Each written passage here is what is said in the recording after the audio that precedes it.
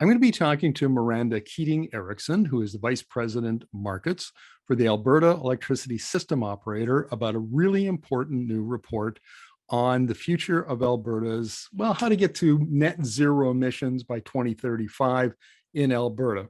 So welcome to the interview, Miranda. Thank you very much, and thank you for inviting me. Well, I'm really excited about this because it's a little bit nerdy and a little bit technical, but I've interviewed, I don't know how many economists, in Europe and the US and Canadian, they all say, economies like Canada, we're going to need 2 to 3 times as much electricity by 2050. It has to be clean, it has to be reliable and low cost and abundant. And essentially, electricity is the foundation of the 21st century economy. So how we manage the evolution of our electricity systems is absolutely critical to economic competitiveness and our jobs and our prosperity and so on. So this is really important. And what I'd like to do is start off, if you wouldn't mind, with an overview of the study, please. Sure, we can do that. So what we've done, there's many policy conversations that are going on.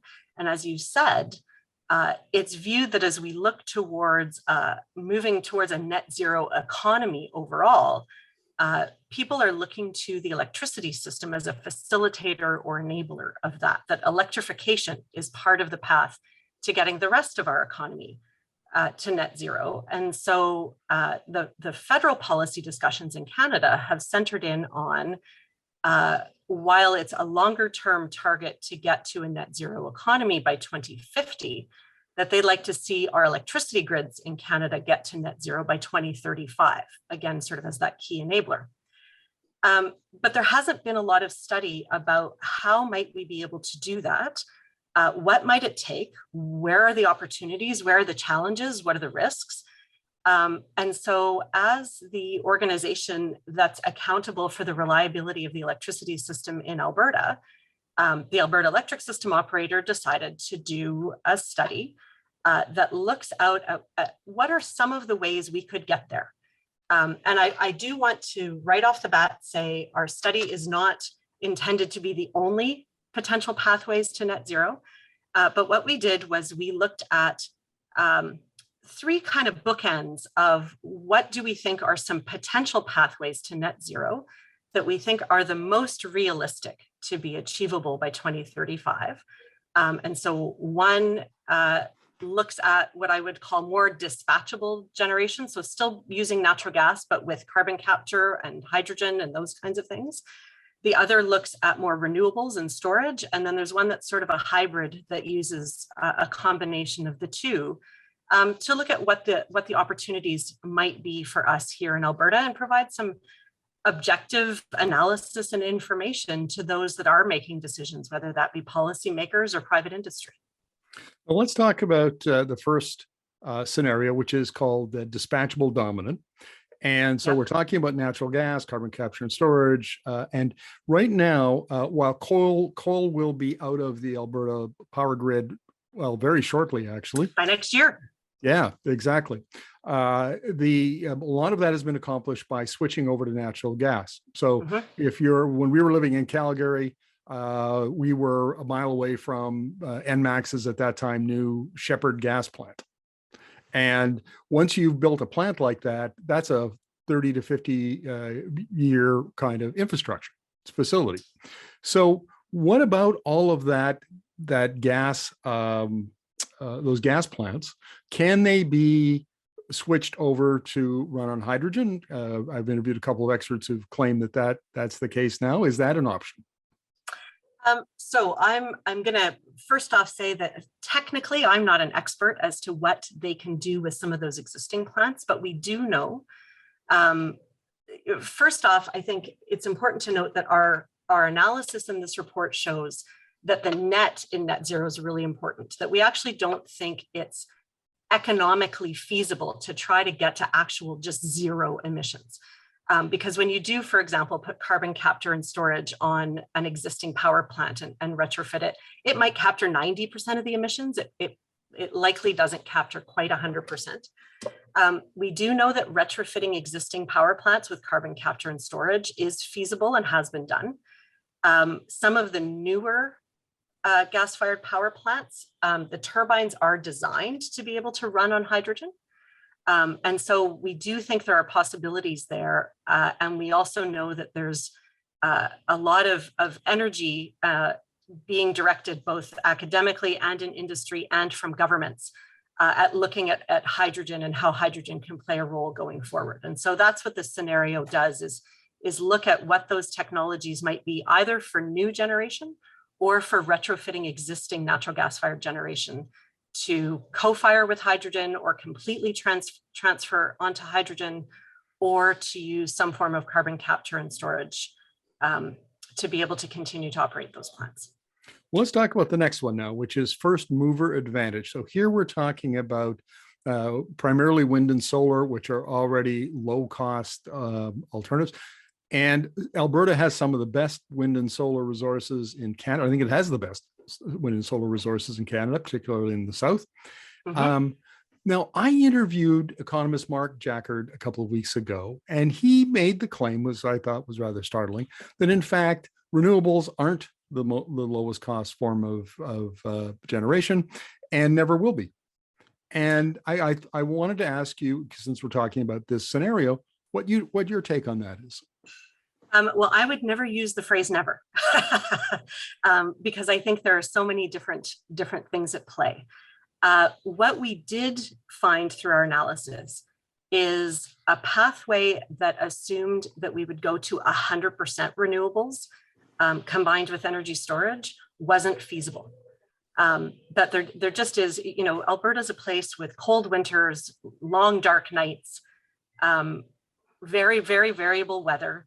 And so, I think the economics of energy storage are changing quite dramatically, just like the costs of things like solar panels and wind turbines have decreased very dramatically.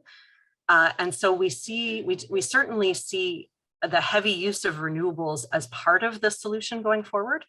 But we and industry agreed with us. We did a fair bit of engagement with all sectors on how we were approaching this report and what assumptions we were making and how we framed up these different scenarios. And there was broad agreement that trying to do one that is 100% renewables really wasn't a feasible pathway. Now, my take on the where the technology is that we're, some of this stuff has been around for a long time, for decades, like, commercial wind turbines and solar panels. But we're really at that point where the technology is becoming competitive, and there's still a lot of innovation going on, particularly around storage, but even still in solar and wind. And it seems like this is a very disruptive decade that we're going to be in here. The technology is going to change. I mean, what 2030 will look like, it will look very different than today. And so I would imagine when you're doing these scenarios, you're kind of taking that disruptive innovation into account. We are, and we do things like we assume reductions in cost curves. We assume increases in energy efficiency from consumers. There are a number of things that we do assume in terms of adoption of things and advancements, but there's an awful lot that we can't necessarily predict, right? And so you can run some sensitivities and say, well, what if costs come down even faster? You can do those kinds of things, because you're right. I think that we're dealing with, the next 10 to 15 years will be a period of incredible change on the technology front, both from the producers of electricity, but also the technology front in terms of consumers of electricity. And in Alberta, only 13% of the electricity in Alberta is consumed in people's homes.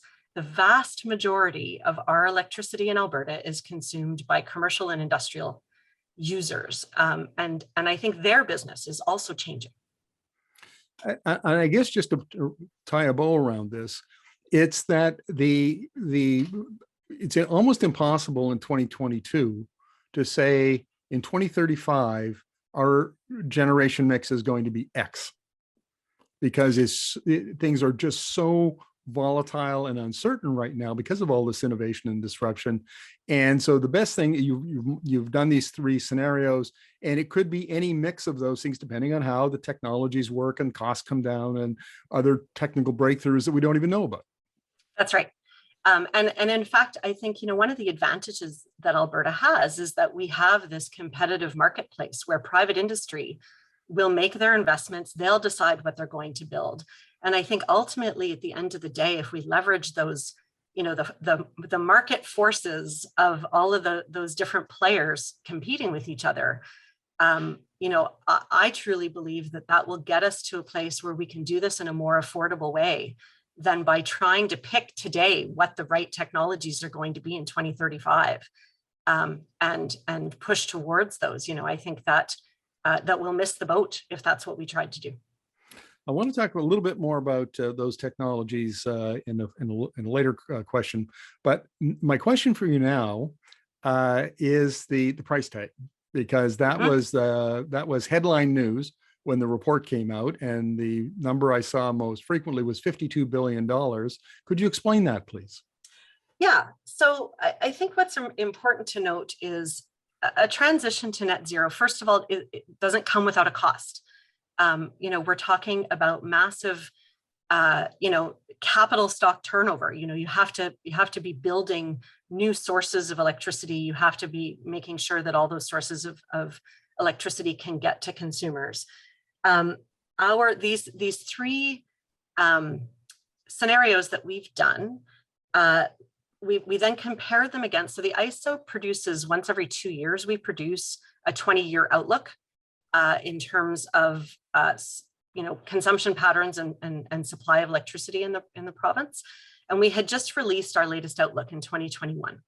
And so what we did was we compared the dollars required in terms of investment and return on investment and all the rest of it in these scenarios compared to that 2021 outlook as a baseline, because it wasn't a net zero outlook. And the difference in cost across the three scenarios for the next 20 years, so not to 2035, but to 2041, so that you could compare apples to apples, is an increase of between $44 and $52 billion, depending on the scenario.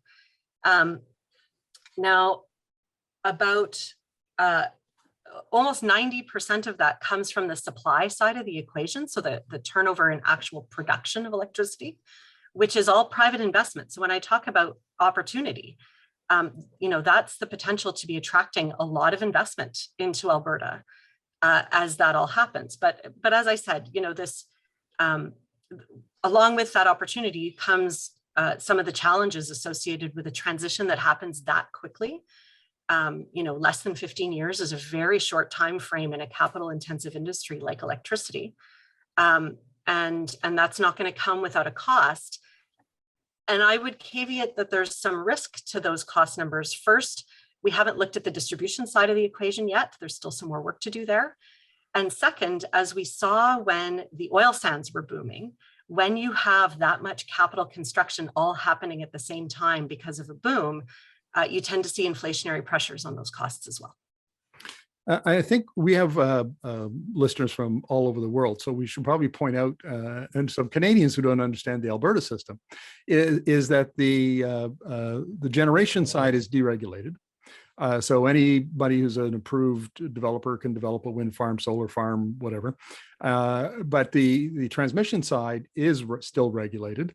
And could you fill us in on what the distribution side is? A bit complex, and I don't think I've completely understood that. Sure. So I would say if you look across the whole value chain, there's sort of four sectors. So you've talked about generation, which I don't love the term deregulated because they're actually still quite heavily regulated, but their pricing is deregulated. And so anybody can build a power plant and be a supplier of electricity as long as they meet all the technical requirements. The transmission wires, which are the high voltage, long distance transmission of electricity from where that generation, the supply of electricity exists to where it's consumed across long distances, that is continues to be regulated. And so that is planned by the ISO as an agency that was established to do that. And when the ISO it goes through a regulatory process to determine that we need to expand the transmission system. That gets approved by the Alberta Utilities Commission, and then the transmission companies are directed to build those lines. The distribution system is also still regulated. And so those are your local distribution companies. The names people will be most familiar with in Alberta would include ENMAX and EPCOR, Fortis, and then some of the smaller municipalities that do their own distribution. And they are also regulated. And so their rates are determined by the Alberta Utilities Commission as well. And they have a service territory that they distribute in. And then there's the retailers who you actually get your bill from at the end of the day.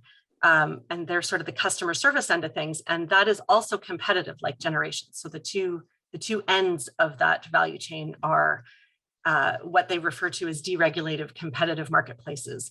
But the delivery wires in the middle are still regulated. Let's talk about some of the sources of new generation. We've already talked about renewables and storage, but nuclear and geothermal also, there's a lot of talk and has been for a while in Alberta about those. And what role do nuclear small modular reactors in particular, because the provincial government is committed to those, what role do they play in your scenarios? So they're mentioned in the report as another potential technology and another potential pathway.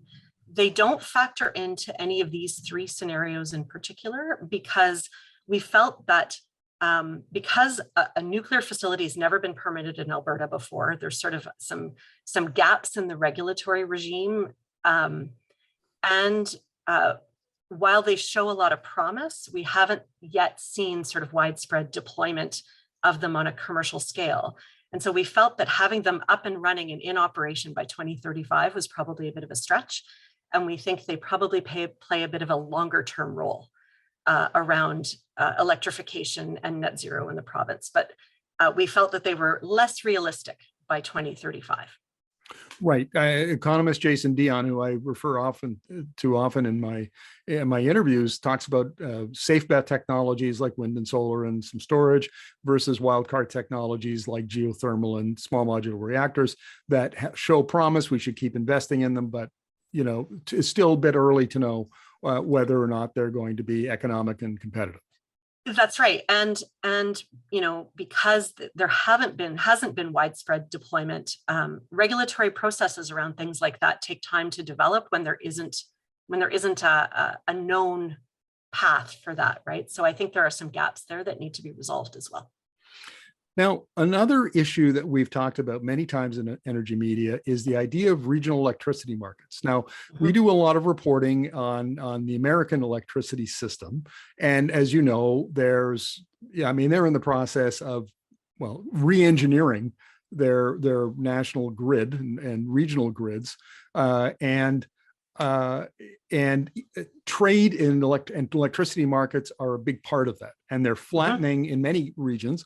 They're flattening that old vertically integrated cost of service utility model into these distributed energy resource platforms. So, it's so different than what's happening in Canada.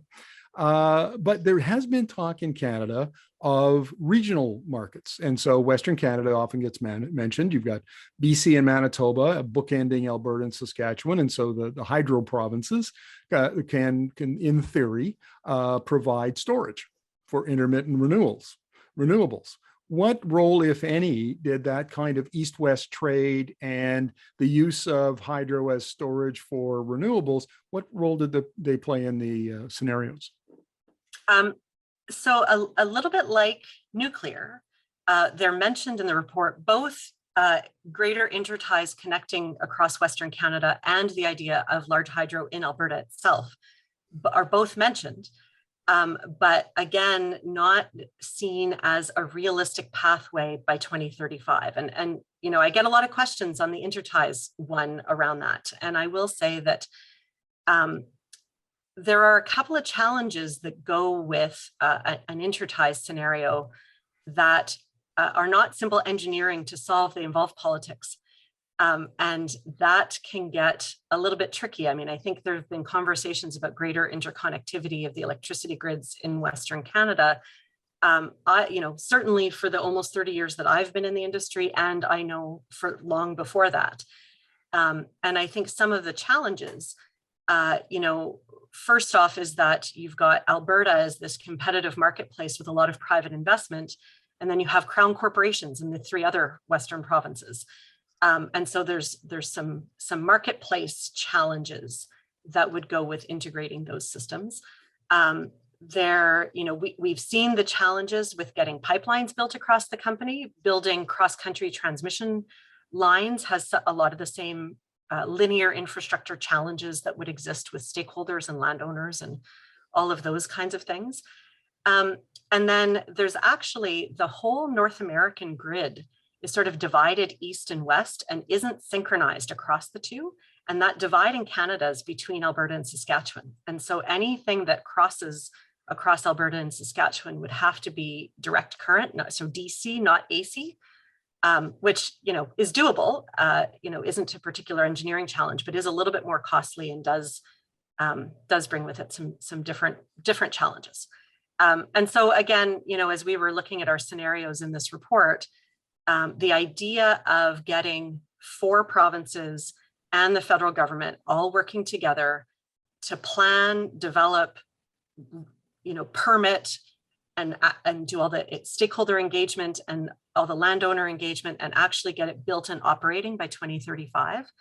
To build a large transmission project in Alberta, where it's only one province, typically takes us 7 or 8 years. And so to try to do that within 12 years or 13 years just didn't seem like a realistic pathway for us to be studying. No, you mentioned politics, and I know your organization probably doesn't want to, touch too strongly on the political challenges here. But I mean, this really has, if I understand this correctly, has to start at the political level. Premiers have to, Premier Jason Kenney has to talk to Premier John Horgan in BC, and they have to say, hey, look, let's do some more east-west trade, and then let's work this out. And that hasn't been happening. There hasn't been a lot of political appetite to talk about east-west trade, has there? Correct. Yeah. Okay. And I think, I think the other piece is for all of this, it has to start at the policy level, in that it's really important, I think, no matter what scenario or pathway that we're on, having policy clarity and getting the regulatory frameworks in place and doing that as quickly as possible, given the time frame we're working with. 12 and 13 years isn't very long. And so it's really, really important, no matter what the pathways are, that clarity be afforded so that provinces and private investors and everybody can be making decisions. Because where you have unknowns and policy gaps and regulatory gaps, then everyone's sort of paralyzed and can't move forward. Is the necessary policy work being done in Alberta to move ahead with the scenarios we talked about, a little greater electrification, growth in generation, infrastructure, construction, those sorts of things? Are we having the conversations, and is the policy work getting started? There are certainly lots of policy conversations and policy work that is getting started. So I would say at the federal level, they've put out their discussion paper on the Clean Electricity Standard, and they're now engaging both with industry and with all the provinces. And that includes talking to us, and that includes talking to the provincial government in Alberta. The Alberta government has started their review of the tier regulation here in Alberta to look at equivalency. There's certainly a lot of work going on looking at CCUS hubs and setting up the appropriate regulatory frameworks for carbon capture and storage, particularly the storage end of things. I think that really needs to get sorted out. There's a fair bit of work going on in terms of hydrogen and looking at that provincially. So I think there is a lot going on. And there may be more that we don't know about yet that's happening behind closed doors, and we don't have a lens into that. So I don't know. I don't know that I could say whether there's enough happening, but there is certainly a lot happening. But as I said, it's critical that work get done so that industry can get some clarity and is able to move forward. and make their investment decisions. Now, ASO released a report last year that I thought was very interesting. It was you've been out consulting for a couple of years with stakeholders and industry and customers and so on. And one of the points that was made, and I'm wondering if you considered this in this report, is self-generation, commercial and industrial self-generation, because the power grid relies upon those big customers to pay, a big part of the bill. If they self-generate and either don't use the grid or don't use it as much, that presents all sorts of problems. And what is the likelihood that in Alberta you'll see big industrial customers like paper mills and maybe oil sands plants, whatever it might be, decide that it's cheaper for them to build their own renewables and get off the grid? Is that likely? So we already have a significant amount of self-generation in Alberta, and a lot of it is cogeneration, where you get really efficient production of electricity being co-produced with heat that's needed, for example, for steam, for industrial processes and those kinds of things. So we actually, as far as most jurisdictions that I'm familiar with go, we already have more than most. And we have a framework that allows for that to happen, for industry to self-generate.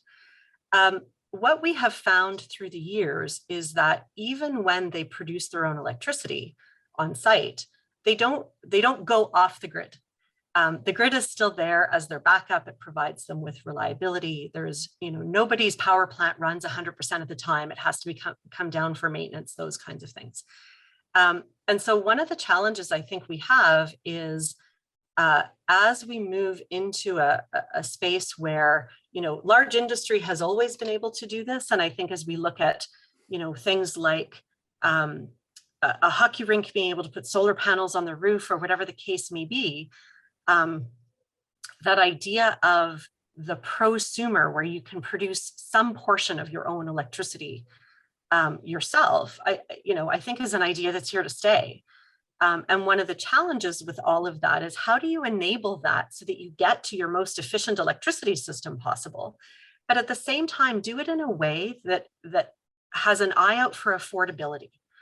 And we have certainly seen in some places where policy didn't contemplate that, is you create a risk of having infrastructure that is there to support everyone, but those who can afford to self-generate don't pay for it because they find ways around tariffs. And then the burden of cost of that infrastructure that's there to serve everyone falls to those who can't afford to self-generate. And so it's really important as we look at how this whole electricity system is moving forward, and how everything from self-generation to more electrification, all of those kinds of things, that we keep an eye out on the affordability piece, so that you have an electricity grid that is reliable for everyone and affordable for everyone. Great. And that's part of what I was talking about when I referred to what the Americans are dealing with right now is those kind of, prosumers and how do you design electricity markets to incorporate them. And that leads into my final question, Miranda, is some of the really interesting but nascent technology. So we're talking about virtual power plants. We're talking about local microgrids, maybe, with electric vehicles, vehicle to grid integration, those sorts of things. And the one thing that has been a real eye opener for me is how much of that technology is coming down the pipeline. I mean, there's a lot of it. I see when utility executives start talking about our system, our industry is going to be revolutionized. Utilities don't talk about revolution. They're like no, they haven't evolution. Traditionally. Yeah. No, exactly. So when a utility executive says revolution, our ears should perk up. And so what about all of those technologies? Where are we at with that in Alberta? I think there's a place for all of that in terms of how we're transforming our grid. And there's certainly great possibilities for remote communities with things like microgrids and those kinds of things. I think when you look at sort of the more central part of our economy, our big cities, those kinds of things, there's always been economies of scale in trade, right? And so I think it's how do you find a balance where it makes the most sense. You might have a smaller microgrid, but where it makes sense to make sure that, Calgary, Edmonton, and Fort McMurray are all connected to each other. I think, you have to do what makes sense there too. And so I don't think it's an either or. I think it's all about how does it all integrate and work together. Well, Miranda, this has been fascinating, and I think we got a little peek into the future of the Alberta power grid during this interview. And I would summarize it by saying, boy, change is coming.